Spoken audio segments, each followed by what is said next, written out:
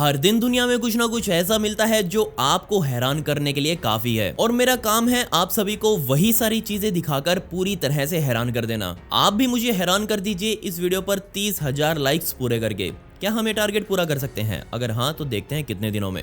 एक फर्श के ऊपर हम कोई कारपेट या फिर रग लगाकर उसे और सुंदर बना देते हैं, लेकिन क्या आपको पता है कि ये फैशन हजारों सालों से चलता रहा है और हजारों सालों पहले भी बिल्कुल ऐसे ही कारपेट इस्तेमाल किए जाते थे जैसे कि हम आज करते हैं। और अब जरा इसे देखिए, इसे पॉजरिक कारपेट कहा जाता है, जो कि साइबेरिया में वहां के एक राजकुमार के मकबरे से निकाला गया। इस रग को ध्यान से देखिए और आपको लगेगा कि ऐसे कारपेट ही तो हम आज भी इस्तेमाल करते हैं, लेकिन क्या आप इस बात पर विश्वास कर पाएंगे कि ये कारपेट 2600 साल पुराना है और इसे ही दुनिया का सबसे पुराना रग या कारपेट कहा जाता है। आमतौर पर इस तरह के मटेरियल समय के साथ खत्म होते जाते हैं, लेकिन पॉजरिक कारपेट के मामले में वैज्ञानिकों की किस्मत थोड़ी अच्छी थी कि उन्हें ये सही सलामत मिल गया। इस कारपेट को सन 1949 में रशिया के एक वैज्ञानिक द्वारा ढूंढा गया था और जब इस पर शोध किए गए तो सभी हैरान रह गए और सब समझ गए कि रशिया की हाड़ जमा देने वाली ठंड की वजह से ही ये कारपेट इतनी सदियों बाद भी सही सलामत मिला।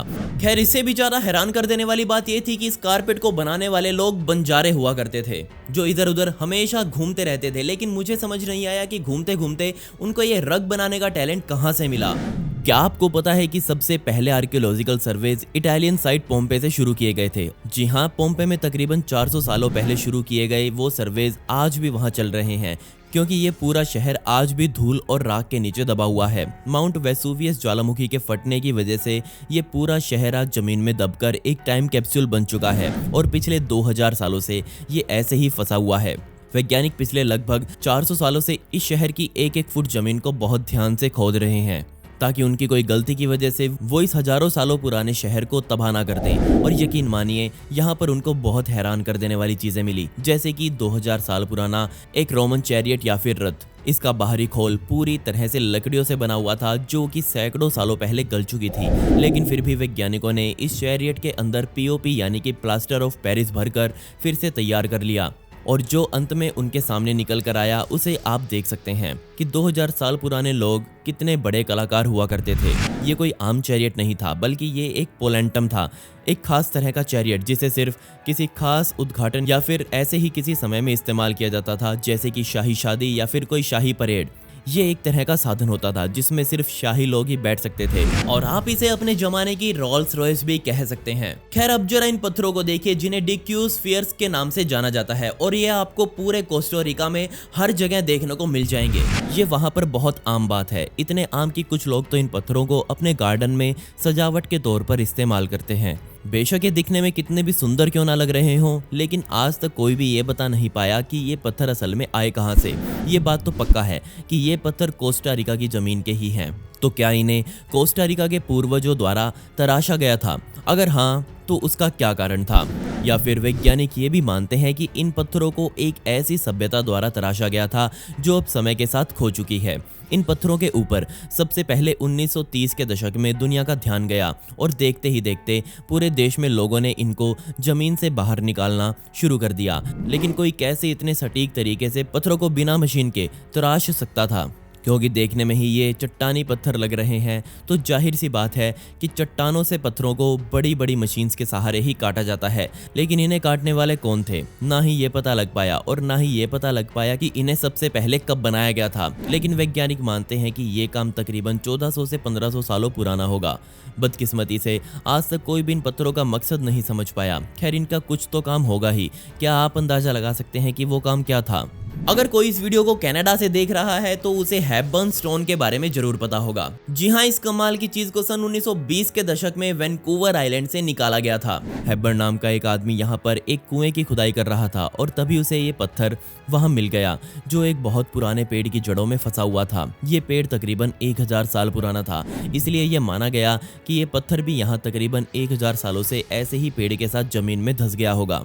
लेकिन अब यहाँ पर मैं आपको पत्थर की दूसरी साइड दिखाता हूँ, जिस पर एक बहुत डरावना चेहरा बना हुआ था। और जब वैज्ञानिकों ने इस पर शोध किए तो ये सामने आया कि ये चेहरा तकरीबन 15,000 सालों पहले तराशा गया था। ये पत्थर धरती के 28 फीट नीचे दबा हुआ था। लेकिन अब सवाल ये था कि ये पत्थर इतनी गहराई तक क्या उस पेड़ के साथ ही पहुंचा? तो जवाब था नहीं, क्योंकि सिर्फ 1000 सालों के समय में कोई भी पत्थर इतनी गहराई नहीं पकड़ सकता। इसलिए आज तक वैज्ञानिक इस पत्थर का मतलब नहीं समझ पाए और ना ही ये जान पाए कि इसे कब और किसने बनाया था।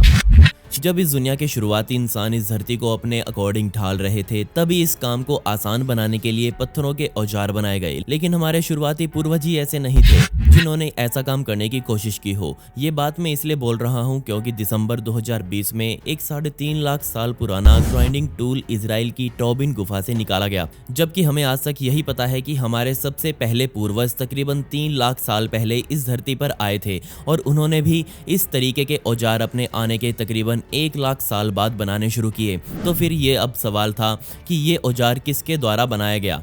टोबिन केव पहले से ही यूनेस्को वर्ल्ड हेरिटेज साइट है, इसलिए इस गुफा को वैज्ञानिकों द्वारा बहुत ध्यान से जांचा गया था। लेकिन ये नई चीज दिसंबर 2020 में वैज्ञानिकों को मिली। ये पत्थर सच में बहुत कमाल का था। इस पत्थर पर लगे निशान ये दिखाते थे कि इस पत्थर को हॉरिजॉन्टली बहुत घिसा गया है, जिसका मतलब ये था कि इस पत्थर को बजाय ठोकने पीटने के बल्कि तराशने के लिए ज्यादा इस्तेमाल किया जाता होगा। वैज्ञानिक मानते हैं कि 3.5 लाख साल पहले इस दुनिया में होमो इरेक्टस नाम की इंसानी प्रजाति रहती होगी, लेकिन हमें इस पत्थर की असल सच्चाई कभी पता नहीं चल पाएगी कि इसे कब और किसने इस्तेमाल किया था। हम सबको पता है कि नशा करने के बाद इंसान अपनी जिंदगी के सबसे भयंकर डिसीजंस लेता है, लेकिन अब वैज्ञानिकों ने उस जगह और समय का पता लगा लिया है जब इस दुनिया में सबसे पहली बार बियर बनाई गई थी। आप शायद विश्वास ना करें, लेकिन इस दुनिया की सबसे पहली बियर शायद इजिप्ट के एबाडोस में बनाई गई थी। जी हाँ, यहाँ पर वैज्ञानिकों को इस दुनिया की सबसे पुरानी बियर फैक्ट्री मिली। ये बात वैज्ञानिकों ने दुनिया के सामने फरवरी 2021 में रखी। यहाँ मिली चीजें और सामान को देखकर वैज्ञानिकों ने यह अंदाजा लगाया कि इस फैक्ट्री को तकरीबन 5000 सालों पहले चलाया जाता था। जी हाँ, ये वही टाइम था जब इजिप्ट पर माइटी किंग नारमोर का राज चलता था और यही वो इंसान था जिसने इस पूरे देश में एकता की भावना जगाई। लेकिन मुझे लगता है कि वो सभी को एकजुट करने में बियर का इस्तेमाल करता होगा, क्योंकि टेबल पर बियर के साथ बैठकर हर कोई एक दूसरे का भाई बन जाता है।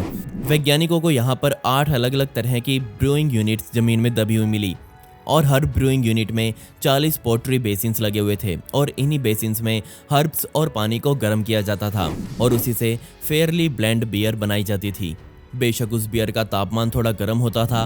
वैज्ञानिक आज भी उस बियर को सही से बनाने की रेसिपी ढूंढ रहे हैं। अगर उन्हें मिल जाए तो मैं आपको जरूर बता दूंगा, क्योंकि इससे भाईचारा बढ़ता है। अभी कुछ देर पहले मैंने आपको बताया कि हमारे पूर्वज पत्थरों से बने औजारों का इस्तेमाल करते थे, लेकिन क्या आपको पता है कि पत्थर ही वो चीज़ नहीं थी जिससे शुरुआती इंसान हथियार बनाया करते थे। स्पेन में वैज्ञानिकों को एक रॉक क्रिस्टल से बना हुआ छोटा सा फावड़ा मिला।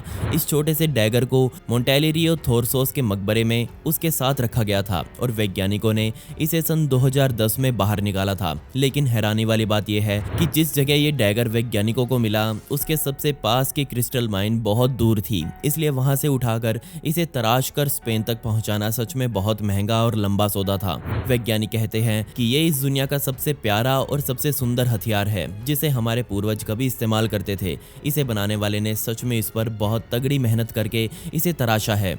उस समय शायद इस तरह के डैगर्स को जादुई समझा जाता था और आमतौर पर इसे तंत्र मंत्र में ही इस्तेमाल किया जाता होगा और एक मरने वाले इंसान के साथ इसे तभी रखा गया, मतलब जरूर वो आदमी अपने क्षेत्र में किसी तंत्र मंत्र के लिए जाना जाता होगा। इसके अलावा इस मकबरे से वैज्ञानिकों को शतुरमुर्ग के अंडे और कुछ ज्वेलरी और हाथी के दांत भी मिले, लेकिन कोई भी इस कमाल के डैगर जितना सुंदर नहीं था। खैर, पिछली वीडियो का शाउट आउट बद्री विशाल सिंह को and comment pick me to get a shout out in next video. आपको ये वीडियो कैसी लगी कमेंट्स में मुझे जरूर बता दें। ऐसी इंटरेस्टिंग वीडियोस के लिए कमेंट्स में पार्ट 2 जरूर लिख दें ताकि मैं इसका पार्ट 2 बना दूं। मिलते हैं अगली वीडियो में। ये वीडियो देखने के लिए धन्यवाद।